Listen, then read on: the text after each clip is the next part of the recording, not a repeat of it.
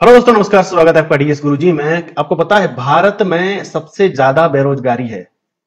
आपको बेरोजगार होते हुए जब भी कोई पूछता है कि आप बेरोजगार क्यों हैं, तो आपके सामने दो ही उत्तर होते हैं कि मैं एवरेज स्टूडेंट हूं, मेरे पास इतना टैलेंट नहीं है कि मैं इस कंपटीशन में compete कर सकूं।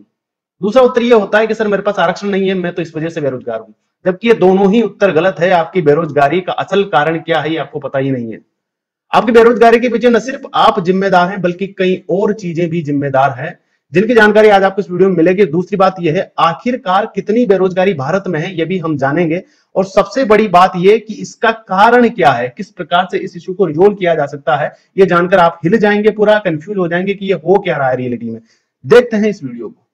दोस्तों, खाली पदों की अगर मैं बात करूं तो ये वर्तमान आजकल के आंकड़े हैं। पुलिस विभाग में 4,43,524 रिक्त पद हैं। ये केंद्र सरकार की मैं बात कर रहा हूं, स्टेट गवर्नमेंट को तो भूल जाइए, उनके तो अलग होते ही हैं। सेना और अर्धसैनिक बल में 65,699 रिक्त पद हैं। सरकारी शिक्षक जो हैं 10,27,413 रिक्त पद इनके हैं। ग्रामीण भारत में डॉक्टर और नर्स के मिलाकर के टोटल 72,150 रिक्त पद हैं। और पोस्ट ऑफिस की मैं बात करूं तो 49,349 पद रिक्त हैं। बैंक विभाग में 16,560 पद रिक्त हैं। इतने रिक्त पद हैं। आगे भी अगर हम बात करें तो सेंट्रल यूनिवर्सिटियों के अंदर 1219 रिक्त पद हैं। आईआईटीज के अंदर 2,669 पद रिक्त हैं। और एनआईटी जो होती है उसके अंदर 1,507। और आईपीएस आईएएस जो यूपीएससी से भरे जाते हुए दो पद, उनके टोटल 2,434 पद रिक्त हैं। कुल रिक्त पदों की मैं बात करूं तो 16,82,524 पद आज की तारीख में रिक्त हैं।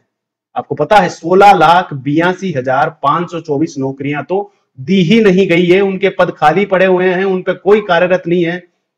और उनके जो पैसे हैं वो कहां लग रहे हैं, इसमें किस किस का हाथ है, और ये आंकड़ा कितना ऑथेंटिकेट है, किस प्रकार से हम जान सकते हैं कि ये बिल्कुल सही है। तो एक एक चीज मैं आपको क्लियर करता चलूंगा सारी चीजें। एक बात ये जान लीजिए, हर मंत्री की नाक के नीचे इतने पद खाली हैं। गृह मंत्रालय में 72,316 पद खाली हैं। कृषि मंत्रालय में 2,049 पद खाली हैं।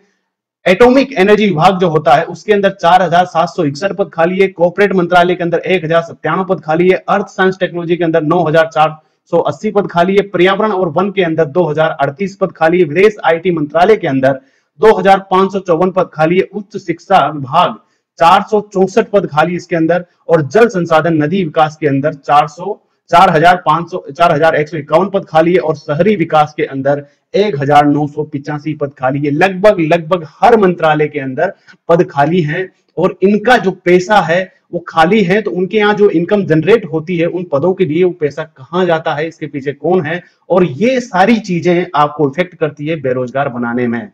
दरअसल आप सोचते हैं कि कंपटीशन इतना बढ़ गया है, कंपटीशन नहीं बढ़ा है। जो पद खाली है उनको भरने की जो क्षमता है वो बिल्कुल कम हो गई है। जितने पद खाली होते हैं उनके कुछ एक % की वैकेंसीज निकाली जाती है, और उनमें जितने ज्यादा बेरोजगार है वो सारे लगाते हैं। इन सभी की जानकारियां आज यहां पर मिलेगी आपको। एक बात और बताओ, ये सारा आंकड़ा दिया है पुण्य प्रसून वाजपेयी को, आप जानते होंगे, पहले आज तक पे आते थे, दस्तक कार्यक्रम है। उसके बाद जो है मास्टर स्ट्रोक इनका एक प्रोग्राम आया था। कथित तौर पे ये घटनाएं सामने आई है कि इनको हटा दिया गया था, और बाद में इसके पीछे किसी पॉलिटिकल पार्टीज का हाथ था। हालांकि उसके बारे में हम ज्यादा नहीं जाएंगे, पॉलिटिक्स का में कोई लेना देना नहीं है। इन्होंने ये सारा डाटा दिया है। राजनीतिक खर्च सत्ता पर खाली पदों तक पर भर्ती नहीं है, सिस्टम लचर होगा ही। इन्होंने बताया कि सिस्टम किस प्रकार से लचर हो रहा है।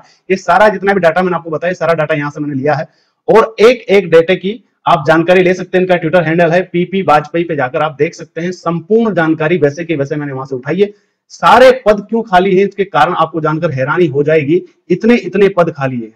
अगर मान लो मैं सरकारी शिक्षक की बात करूं तो यहां पे 10,27,413 पद खाली हैं।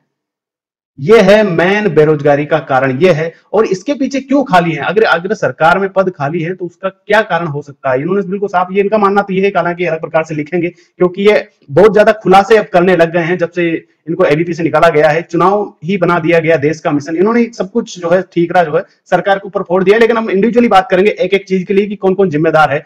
बेसिकली सरकार ही जिम्मेदार नहीं है, बहुत और भी बहुत चीजें हैं जो जिम्मेदार हैं।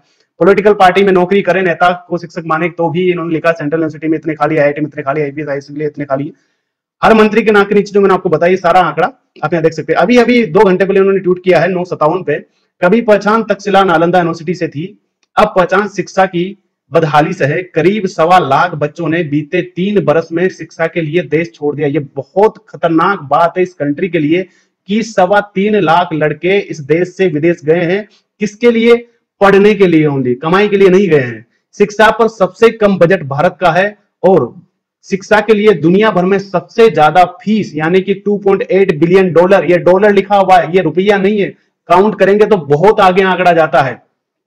देने वाले भारत के छात्र, इनका भविष्य क्या होगा भगवान जाने। इन्होंने क्वेश्चन मार्क कर दिया है। तो ये बहुत ही डीपली सच्चाई आज आपके सामने मैं रख रहा हूं कि इस तरीके की कंडीशन इंडिया में है। 2.8 बिलियन डॉलर आप खर्च करते हैं किसके लिए? कोचिंग्स के लिए। स्टूडेंट आते हैं, स्टेटिस्टिक्स की सारी जानकारियां आती है, बहुत सारे स्टेटिस्टिक्स का मटेरियल आता है, किताबें आती है, उसमें जो पूरा खर्चा है वो होता है 2.8 बिलियन डॉलर। लेकिन भविष्य क्या है? भविष्य यह है कि आपकी नौकरी लगती ही नहीं है। आखिर इस बेरोजगारी का कारण क्या है? किस प्रकार से हम इस पर निजात पा सकते हैं? असल रीजन क्या है इसका? तो दोस्तों यहां पर अगर आप डीपली अध्ययन करेंगे तो आप भी उसी तरफ आंकड़े में पहुंचेंगे जहां पर मैं पहुंचा हूं। मुख्यतः 3 कारण प्रमुख है। भारत में बेरोजगारी होने के 3 कारण प्रमुख है। पहला कारण है सत्ता पक्ष। अब आप कहेंगे कि सत्ता इसमें कहां से आ गई? दोस्तों एक बात बताऊं, इतने पद खाली है, ये पद खाली होने का मतलब क्या है? सरकार तो चाहेगी कि इन पदों को भरा जाए और बेरोजगारों को नौकरियां दे दे और उनकी सत्ता बनी रही। फिर सत्ता पक्ष इसमें जिम्मेदार कैसे होता है? दोस्तों एक बात सीधी सी मैं बताता हूं, अगर इन पदों को भर दिया गया तो इनको तनख्वाहें देनी पड़ेगी, इनके भत्ते स्टार्ट हो जाएंगे, इनके लिए अलग अलग पैसा खर्च करना पड़ेगा और ये सारा पैसा राजस्व से आता है। राजकीय जो मुद्रा कोष होता है, राजकीय जो भंडार होता है, कोष होता है, उसी से सारा पैसा जाता है। अगर वहां से पैसा ये एम्प्लॉयमेंट में देंगे, इन कर्मचारियों को देंगे, तो इनके चुनावों में जो पैसा खर्च होता है, अलग अलग तरीके से जो पैसा खर्च होता है। अब यहाँ पे एक बात मैं आपको बताना चाहता हूं, आपको शायद पता नहीं होगा, बहुत सारे डिस्ट्रिक्ट्स में, बहुत सारे एरियाज में जहां पर कभी पीएम विजिट करते हैं, नॉट ओनली मैं मोदी की बात नहीं कर रहा, मैं बीजेपी की बात नहीं कर रहा, मैं ओवरऑल बात कर रहा हूं, पूरे जहां भी पहले वाले भी पीएम रहे होंगे, अभी के भी रहे हैं, शुरू से ये सिस्टम खराब चल रहा है। इंडिया में कभी अच्छा नहीं हुआ, पर्टिकुलर किसी पार्टी ने खराब नहीं किया, ये शुरू से ही चल रहा है। अगर चाहे तो इसको ठीक किया जा सकता है। जहां पर भी पीएम विजिट होती है, सीएम विजिट होती है, आपने देखा होगा रातों रात रोड बन जाते हैं, रातों रात वहां की होटलें खुल जाती है, रातों रात सब कुछ हो जाता है। ऐसा क्यों होता है? इन सभी पे जो खर्चा होता है वो होता है सरकार का। इन सभी पे जो खर्चा होता है वो खर्चा यहीं से निकल के जाता है। अगर ये सारी नौकरियां देते हैं तो कहीं ना कहीं राजकोष में घाटा बढ़ता है, और हालांकि घाटा पहले से बढ़ा हुआ है, बढ़ता है कि तो बात ही छोड़ दे, हम तो इतने पीछे चले गए, राजकोष का घाटा तो बढ़ा हुआ है। हर स्टेट आज इंडिया का वर्ल्ड बैंक से लोन ले रहा है, लगभग लगभग मैक्सिमम स्टेट। और दूसरी बात यह है, इनके पास इनकम सोर्सेज है ही नहीं, क्योंकि इनकम सोर्सेज जब आएंगे जब इंडस्ट्रीज आपके स्टेट में होंगी, इनकम सोर्सेज जब आएंगे जब आपके क्षेत्र में विकास होगा। रियलिटी ये है, ये सारा खर्चा इन्हीं पदों से निकाला जाता है और कहीं ना कहीं दबाव डाल दिया जाता है। अभी आपने देखा होगा कि बहुत सी जगह पे कुछ भी विजिट होता है सीएम की या पीएम की, तो वहां पर अलग अलग चीजों का खर्चा होता है। खर्चा कौन देता है? अब आप कहेंगे कि सर ये सारा खर्चा अगर गवर्नमेंट देती है तो बहुत सारे लोग ऐसे भी होंगे जो गवर्नमेंट के खिलाफ एक पीआईएल डाल दे और उसके बाद सभी चीजें सामने आ जाए। तो दोस्तों एक बात बताइए, अगर आप किसी भी सीएम या पीएम के खिलाफ पीआईएल डालेंगे तो उसे जवाब देना पड़ेगा पैसा कहां से खर्च हुआ। कोर्ट में जब वो जवाब देता है तो वो जवाब कैसे देता है? वो जवाब में हाजिर करता है उस संभाग के संभागीय आयुक्त को, वहां के जो सब डिविजनल अध्यक्ष होते हैं, बड़े बड़े पदों पे जो अधिकारी बैठे हैं, उनको कहता है कि जाओ तुम जवाब दो, और वो डेफिनेटली लिख के देंगे क्योंकि उसके नीचे ही आते हैं, उसके अंडर में ही आते हैं। जितने भी अधिकारी हैं वो केंद्र सरकार के अंडर में आते हैं, आईपीएस लेवल के। जितने भी राज्य सरकार के अधिकारी होते हैं आरएस लेवल के, वो राज्य सरकार के अंडर में आते हैं। तो डेफिनेटली उन्हें अपनी नौकरी बचानी होती है। इसी तरीके से ये भ्रष्टाचार आगे बढ़ता जाता है, एंड ऑन एंड ऑन चलता जाएगा, ये कभी खत्म नहीं होगा जब तक जनता जागरूक नहीं होगी, जब तक नेता जागरूक नहीं होगा, नेता नहीं चाहेगा। तो पहला कारण होता है आपके सत्ता का। दूसरा होता है विपक्ष का। दोस्तों आपने देखा होगा, ये कारण आप सभी भी जानते होंगे कि विपक्ष इस प्रकार से जिम्मेदार है। ये सारी जो चीजें इस वीडियो में आपको दिखा रहा हूं, ये क्या मुझे दिखानी थी? मैं एक बेसिक एक टीचर हूं, वो भी यूट्यूब पे, वर्तमान में देखा जाए तो। ये चीजें उठाने की बात होती थी विपक्ष की। विपक्ष कभी ये काम नहीं कर रहा है। विपक्ष ने अभी तक संसद में, उसे पता भी नहीं है कितने कितने आंकड़े खाली है, नहीं कभी बताया है, नहीं कभी उठाया है। इस मामले में अगर देखा जाए तो आप भले कुछ भी कहें, बीजेपी गवर्नमेंट में विपक्ष इतना कमजोर है कि वो कुछ कर ही नहीं रहा है। लेकिन इस भारत का अगर इतिहास आके उठा के देखें तो सबसे बेहतरीन जो विपक्ष था वो तभी रहा है जब बीजेपी विपक्ष में रही है। ये फैक्ट है, वाकई में उन्होंने बहुत ही बेहतरीन कार्य किया है विपक्ष में रहते हुए, ऐसे ऐसे मुद्दे उठाए। तभी आपने देखा होगा जितने भी घोटाले सामने आए हैं, सबसे ज्यादा घोटाले तब सामने आए हैं जब बीजेपी विपक्ष में थी, बहुत ही बेहतरीन कार्य इस पार्टी ने विपक्ष में रहते हुए किया है, इसके लिए कोई संदेह नहीं है, बहुत सारे जनता के लिए फायदा उसका हुआ है। लेकिन अदर हैंड अगर हम जाके देखते हैं तो वर्तमान का विपक्ष क्या कहता है, वर्तमान का विपक्ष की सिर्फ एक ही एजेंडा है। मैं किसी पार्टी का सपोर्ट नहीं करता, मैं किसी का यहाँ पे इंडिविजुअली सपोर्ट नहीं कर रहा हूं, लेकिन वर्तमान विपक्ष का एक ही एजेंडा है, मोदी हटाओ। रियलिटी यह है कि पर्टिकुलरली आप मोदी जी को हटा भी देंगे, मान लीजिए सपोज कीजिए अगले इलेक्शन में हरा भी देंगे, तो बाद में क्या हो जाएगा? क्या आपके पास इन नौकरियों को भरने के कोई जुगाड़ हैं? इन पदों को भरने का कोई आइडियोलॉजी है? आप क्यों ना जनता के सामने ये रखते हैं कि हम ये करेंगे, इस वजह से ये पद बढ़ेगा, या इस तरीके से विकास दर ऊपर जाएगी, या इस तरीके से ये बेरोजगार जो सड़कों पर घूम रहा है उसको नौकरियां मिलेगी। कोई इस बात पे चर्चा तो दूर की बात है, प्रेस कॉन्फ्रेंस पीसी भी नहीं कर रहा है। यह सबसे बड़ा मुद्दा है विपक्ष का, और इसी वजह से इस भारत की बेरोजगारी लगातार बढ़ती जाएगी अगर विपक्ष ऐसा ही रहा तो, क्योंकि मेरे और आपके बोलने से कुछ भी नहीं उखड़ेगा। हम आम आदमी हैं और हम कभी एक नहीं होंगे। इतिहास उठा के देख लीजिए, जनता जेपी लोहिया जैसे व्यक्तियों के साथ में भी एक नहीं हुई थी, तो हमारी तो क्या औकात है। तो सबसे बड़ा कारण यह है, आप जिसको पक्ष में बिठाएं वो तो चलो ठीक है, लेकिन आप विपक्ष में किसको बिठा रहे हैं उसमें भी थोड़ा ध्यान लगाइएगा। आगे हम बात करें तो तीसरा सबसे प्रमुख रीजन है वो जनता है। जनता में मैं सभी जनता को नहीं लूंगा जो वोट देती है, जनता वो नहीं है, मैं यहां पे उस जनता की बात कर रहा हूं जो एग्जाम देने जाती है। वर्तमान में कोई भी वैकेंसी निकले, आरआरबी की निकले या एसएससी की निकले या आरपीएससी की निकले, किसी भी एमपीपीएससी यूपीपीएससी, हमने देखा है कि हम जब फॉर्म लगाते हैं सिर्फ एक चीज देखते हैं, पोस्ट कितनी है, और दूसरी बात क्या देखते हैं, इसका वर्क प्रोफाइल क्या है, कहां जॉब करनी पड़ेगी। दो ही चीजें हम देखते हैं, ये रियलिटी है, मेरा खुद का एक्सपीरियंस इतना है, इतने सालों से मैं पढ़ा रहा हूं लोगों को।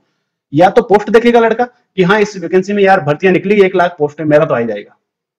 अब इस 1 लाख वाली पोस्ट में 2 लाख लोग, 2 करोड़ लोग फार्म भर रहे हैं, है कि नहीं? तो कैसे आएगा? तो सबसे पहली बात वर्क प्रोफाइल देखते हैं। दूसरी फिर ये देखते हैं कि पहले तो देखते हैं कि क्या बात है कि जॉब में सीटें कितनी, उसके बाद देखते हैं वर्क प्रोफाइल। वर्क प्रोफाइल क्या होती है कि यार ठीक है एलडीसी की जॉब है, बैठे बैठे काम करना है, चलो ठीक है। उसके बाद देख लेंगे महिला सुपरवाइजर की, चलो कोई बात नहीं, इसमें तो और इजी। उसके बाद देख लेंगे यार ये तो सैलरी है, ठीक अच्छा है। जबकि रियलिटी जॉब सर्च ऐसे नहीं करते। ये सबसे रोट तरीका है जॉब सर्च करने का। जॉब सर्च करना हो, जॉब के लिए तैयारी करना, तो पहले मेंटेलिटी बनानी पड़ती है कि हाँ पर्टिकुलरली मेरा ये एरिया स्ट्रॉन्ग है, मेरे को इस क्षेत्र की ज्यादा नॉलेज है, मैं इस क्षेत्र में जाऊंगा तो मैं अच्छा कार्य करूंगा। इस प्रकार से जॉब भरी जाती है। लेकिन हमारे यहाँ भीड़ तंत्र शामिल है। स्टूडेंटों में भी मैं कहूंगा कि बिल्कुल ही बिना सोचे समझे वो फॉर्म लगा देते हैं। बहुत से स्टूडेंट ऐसे हैं, नकारा निकम में कहा जा सकता है, कोई दिक्कत नहीं है, क्योंकि हालत ही ऐसी है, फॉर्म भर देते हैं और फॉर्म भरने के बाद एग्जाम तक नहीं देने जाते। ये रियलिटी है। हम सरकार को दोष देंगे उससे कुछ नहीं होगा, हमें चेंज होना होगा। हम किसी विपक्ष सरकार को दोष दे सकते हैं, गाली दे सकते हैं, लेकिन उनसे फायदा आपका नहीं होगा। आपको मेंटेलिटी सेट करनी पड़ेगी जिस स्ट्रीम की आप पढ़ाई कर रहे हैं। मैंने कई सारे स्टूडेंट देखा है जिन्होंने बीटेक की पढ़ाई करी है, उसके बाद वो क्या कर रहे हैं पता है, बीएड कर रहे हैं, उसके बाद टीचर का एग्जाम दे रहे हैं। बीटेक का स्टूडेंट बीएड करके जब टीचर का एग्जाम देता है तो वहीं एक प्रश्न चिन्ह खड़ा हो जाता है, कोई सरकार, कोई विपक्ष, कोई भगवान आपकी सहायता नहीं कर सकता, क्योंकि आपका माइंड ही सेट नहीं है। तो इसमें कहीं ना कहीं ये जो पार्ट आता है, आप जब भी फॉर्म भरें एक बार ये सोचिए कि क्या मैं इस जॉब को कर सकता हूं, क्या मैं इसके लिए बना हूं। और बहुत सारी प्राइवेट जॉब्स ऐसी होती है जिनके लिए आप बने होते हैं, जिनमें आपकी रुचि होती है। मैं खुद मेरे बंदे को जानता हूं, बहुत से जानकार हैं जो गवर्नमेंट जॉब छोड़ के प्राइवेट में आए हैं, क्योंकि गवर्नमेंट जॉब में आपका फ्यूचर जो है, आप सोचते हो ना सिक्योर है, ये है। अरे भाइयों, आपको पता नहीं है गवर्नमेंट जॉब किस बला है। ये बहुत गंदा काम आप सोच रहे हो, अगर आप सोच रहे हो तो। रियलिटी में बताऊं, गवर्नमेंट जॉब में भी उतनी ही दिक्कतें हैं जो लगे हैं। उनसे पूछिएगा भाइयों जाकर के, किसी कोचिंग इंस्टीट्यूट या किसी यूट्यूब वाले से भरोसे मत मानिएगा, मेरी बात मत मानिएगा, लेकिन जो लगा है उससे पूछना कितनी कितनी दिक्कतें हैं। हजारों दिक्कतें गवर्नमेंट जॉब वाले को भी होती है। ये सोचना बंद कर दीजिए, पहले का जमाना गया। अपने पिताजी का और अपने दादाजी का जमाना था जब सरकारी नौकरी लग गई। हालांकि उनके जमाने में 6वां वेतन नहीं था, 7वां वेतन नहीं था, उन्हें कुछ नहीं मिलता था। कलेक्टर की तनख्वाह 40,000 थी मात्र, सोच लीजिए आप। गवर्नमेंट जॉब भी एक ऑप्शन है, लेकिन प्राइवेट जॉब भी एक ऑप्शन है। हम क्या करते हैं, हमें सिर्फ ऑप्शन मिलने चाहिए, सीटें दिखनी चाहिए, हम फॉर्म लगा देते हैं। तो ये हमारी गलती है, इस वजह से ये बेरोजगारी बढ़ रही है। अगर हम इन 3 चीजों पर ध्यान से देखेंगे तो इस बेरोजगारी को समाप्त कर पाएंगे। आई होप ये सारी डेटा जो है आपको समझ में आया होगा, पूरा वीडियो आपको समझ में आया होगा। समझ में आया होगा तो पहली बार मैं एक चीज बोल रहा हूँ, इसको शेयर जरूर कीजिएगा ताकि लोगों को पता चल सके। वरना आपका पता है, एक जॉब का आप फॉर्म लगाते ना, फॉर्म ध्यान रख लेना, जोड़ के देख लेना, मेरा एक्सपीरियंस है, मैं सही बता रहा हूँ आपको, 5,000 रुपए खर्च होते हैं आपके एग्जाम देने तक। फॉर्म लगाएंगे, उसके नेट का रिचार्ज कराएंगे, उसके बाद उसको पढ़ाई करेंगे, किताबें लाएंगे, एग्जाम देने तक कम से कम 5,000 रुपए एक जॉब पे खर्च करते हैं। और मैंने ऐसे कई स्टूडेंट देखे हैं जो हर साल में कम से कम 10 फॉर्म तो लगाते। तो 5 इंटू 10 50,000 तो वैसे खराब कर दिया। धन्यवाद। जय हिंद, जय भारत। इसको शेयर करें। धन्यवाद।